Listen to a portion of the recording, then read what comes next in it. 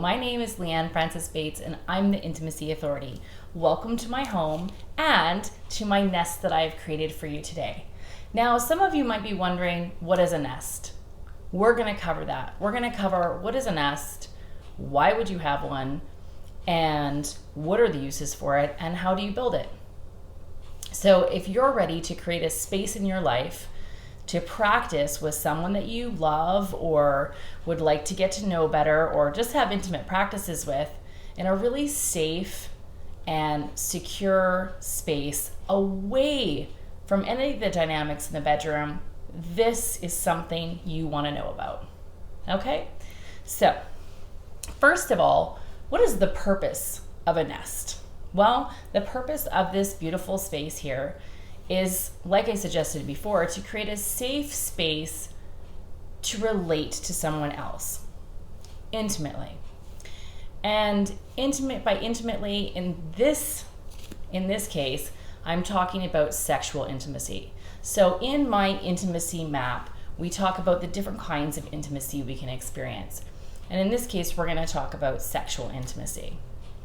So when we're exploring sexual intimacy, we can have a lot of hang-ups, limiting beliefs, bad experiences, traumas, patterns, all sorts of dynamics that we have consistently experienced in the bedroom, or maybe only once or twice experienced in the bedroom, but seems to block us from having the most satisfying, most freeing, most blissful experiences in the bedroom. So to get ourselves away from those dynamics and move into a space where we can feel like we're able to expand more, explore more, where we have agreements, where we have a container, a nest is the perfect thing to do. So that is why we do it. Also, I find in my events, this gives each participant and their partner their own space to create a little bubble around, and it is their relational space where they can just simply focus on each other and forget about the rest of the room. Okay?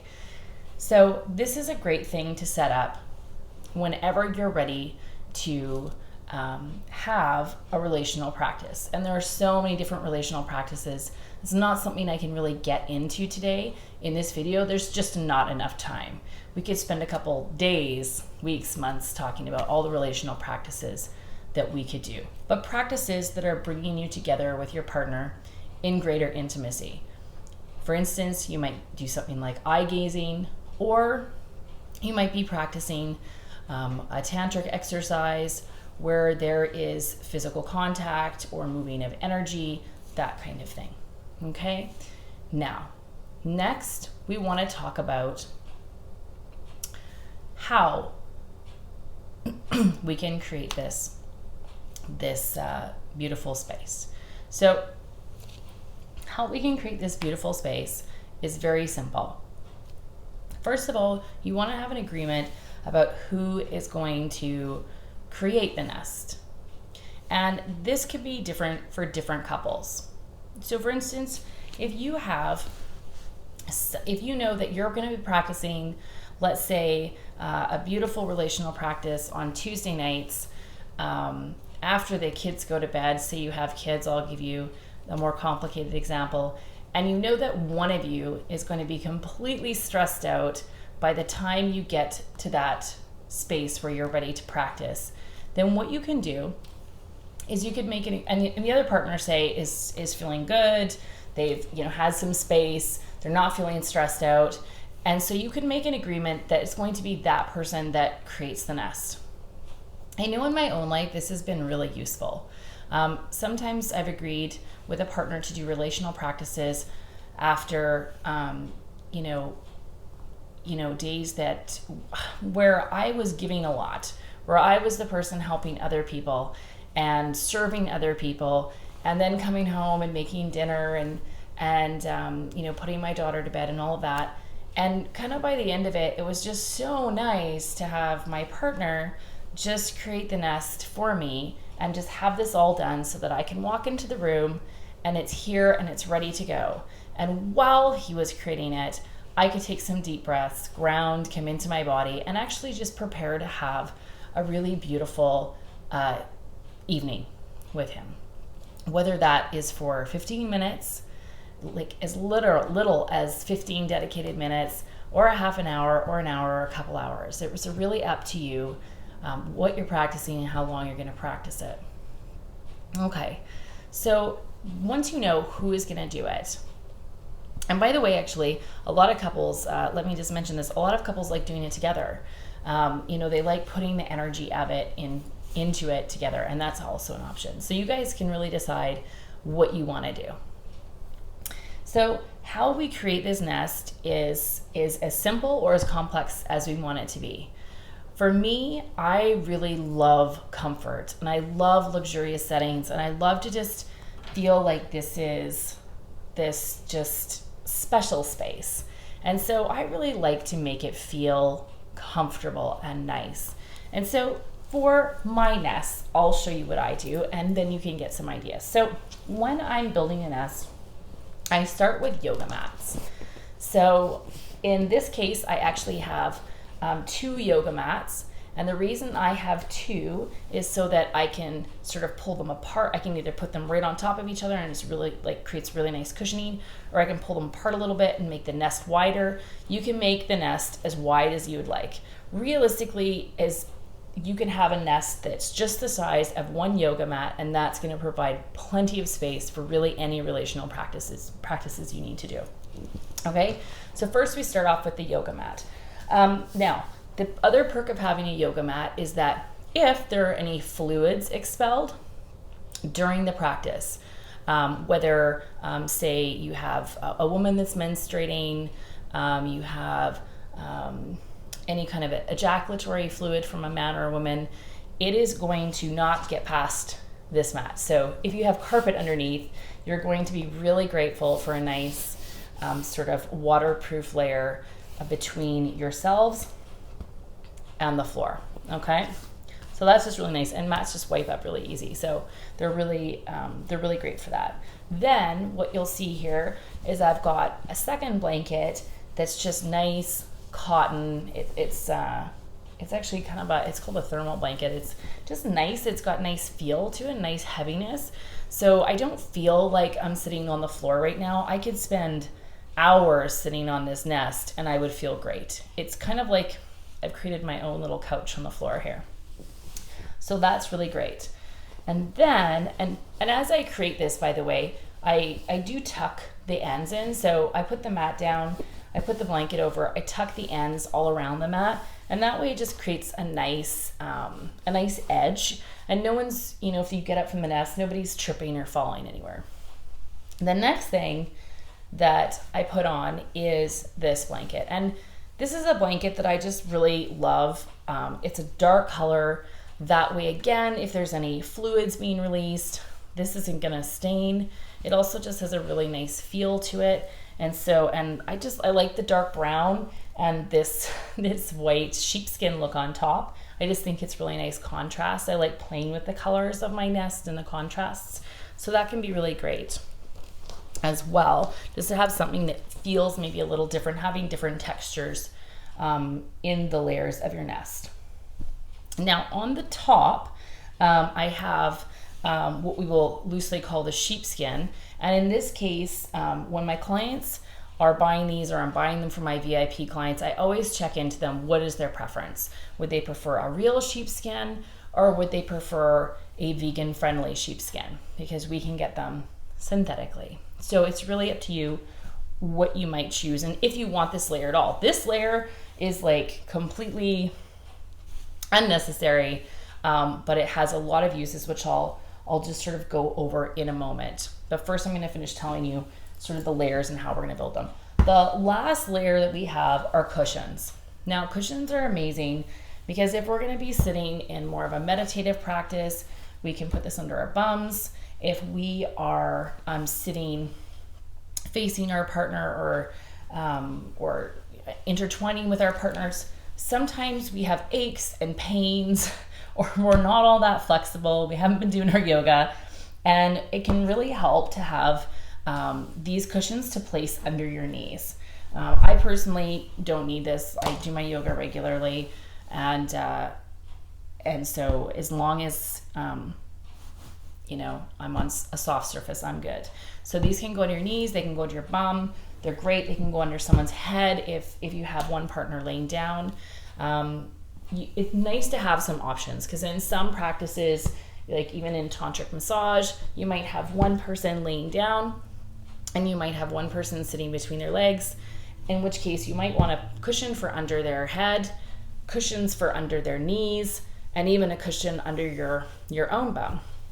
So it's nice to have some options. Now, that's a lot of cushions. So this is where I like to use my layers wisely. As there's a few things that can come up when we're relating to others in intimate practices. We might need a lot of cushions, and also we might not have all of our clothes on, and we might be getting cold. So this is why I have more than one layer of blankets, because this way, if someone gets cold, I can just pull one of these blankets out and use them to put around them, or to put over our laps, or you know, to just keep the person's feet warm, to keep maybe their upper body warm. Depends what you're doing. The other thing is, if there are any fluids released, you know, sometimes we can get kind of a wet spot created, and we might not really want to be sitting on it. In which case, if something is really wet, we could just pull off one blanket and put it over here, and we can continue moving on with our practice, and everything is nice and dry again, which is great. Comfort is a nice thing to have when we're doing these practices. Now, when we might need additional cushions, this is where I love these quote unquote sheepskins.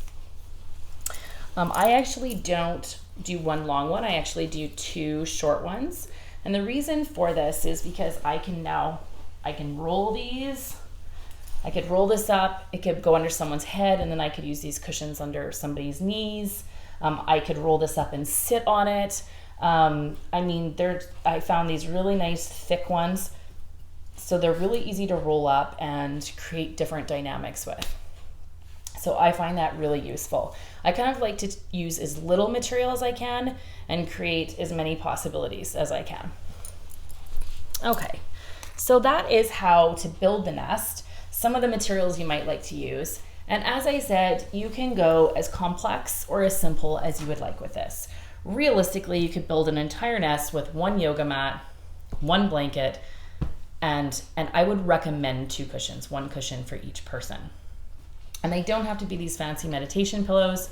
This is just because I've been meditating for, well, I'm not going to say how long it is. Well, yeah, over 20 years. So so I love these pillows, but you could use simple cushions from your couch. You could use pillows from your bed. It's really up to you. They do not need to look this fancy. But for those of you that like to create a luxurious environment and know that you're going to be using your nest over and over again, feel free to invest. I mean, a cushion like this, depends where you get it. I know here in Canada, I got these like wholesale for $25. I think I've seen them in stores for about $50. So, you know, and they've lasted me for years, so they can be a great investment. Okay. So the next thing that we want to discuss is when we're using it, kind of the different ideas and agreements that we might want to have around using it, and sort of what might be helpful in knowing when you have a nest and what you might be able to do with it. So when you have a nest, some of the things that you can do with it are you can create agreements with your partner for using in the nest and in the nest only. Some of the ones I recommend are to have some agreements around communication, like some nice healthy agreements, like for instance, you could have an agreement that while you're in the nest, anything that one partner says to the other is simply received with a thank you and then a reflection of what you understood that person to be saying. This way, while you're in the nest, you know that everything that you're communicating is being heard and understood, and so does the other person. And what that does is it creates safety. And when we have safety, we are more open to intimacy, we're more open to discovery, we're more open to new practices. And if this is a place of expansion and creation, that's going to be a really important thing. Another great rule that I recommend is that you keep your normal, whatever those are, whatever's normal to you, your normal sexual practices. That's a really varied and vast topic. So whatever is your normal, okay, I recommend that you keep that outside of the nest. So in that, I mean that when you're using, you have an agreement that when you're using the nest, you are going to have specific relational practices that you're going to do here. And when it ends, and it's almost like having a contained session with each other. Okay? So you might say you're doing tantric massage.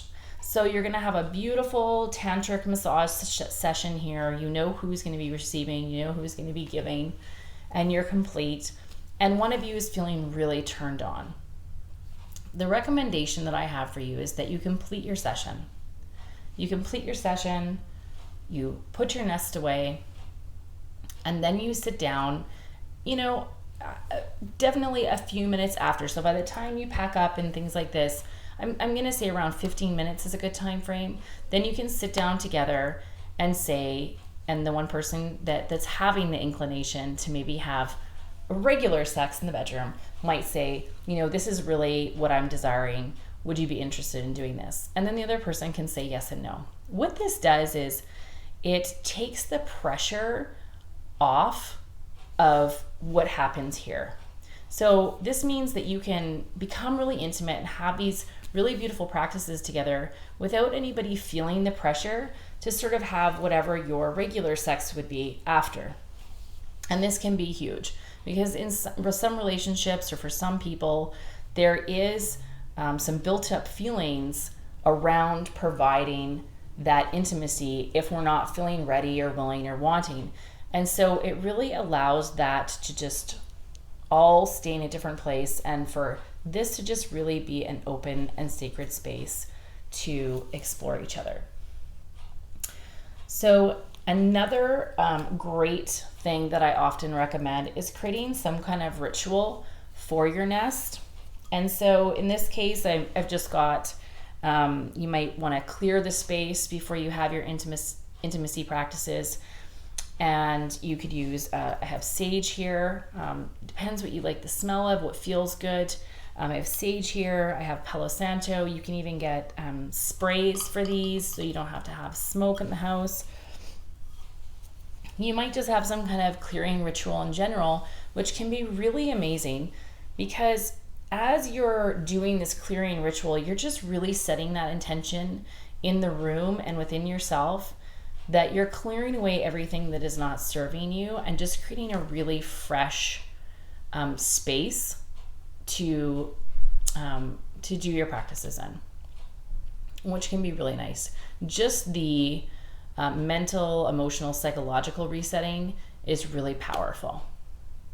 So that I do highly recommend. Also, sometimes, if we're doing these practices, we might be doing them with someone that we're currently in a relationship with, and we might be having stresses and tensions, and sometimes those heavy energies can just be hanging around our houses. And so doing a clearing ritual can be a really fabulous way to really set the energy tone before you start. I also highly recommend that couples start with any relational practices in the nest with discussing their wants and desires and boundaries. This way, everybody's clear on what they're open to and what they're not open to, what might be negotiable, and what the intention of this nest use is. Then the very last thing that I recommend is that you have some kind of closing.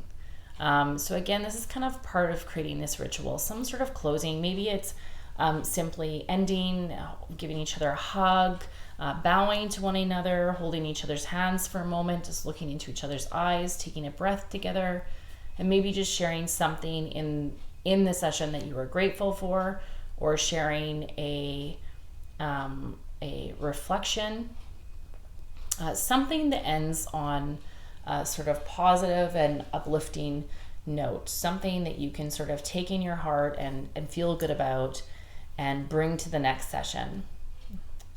So that is pretty much all you need to know about a nest for now.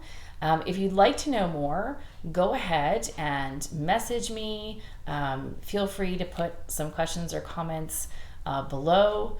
My contact information is available to you as well, and or come out to one of my events. I'd love to have you. I'm in Vancouver, BC, Canada, and for wherever you're from, I have lots of people that come to my events from all over the world, and it's really nice to be sharing these practices with so many people, and I deeply feel that it's a blessing in my life to be able to share with people how to become more intimate and how to gain a better relationship with themselves, a deeper, more connected relationship with themselves and with others. I think this is one of the major things in life that helps us become successful in both our professional lives and our personal lives and our romantic lives. And I think it's something that we often aren't taught much about growing up. So from me to you, thank you. And I hope you have a fabulous day. Much love. And I hope to see you again.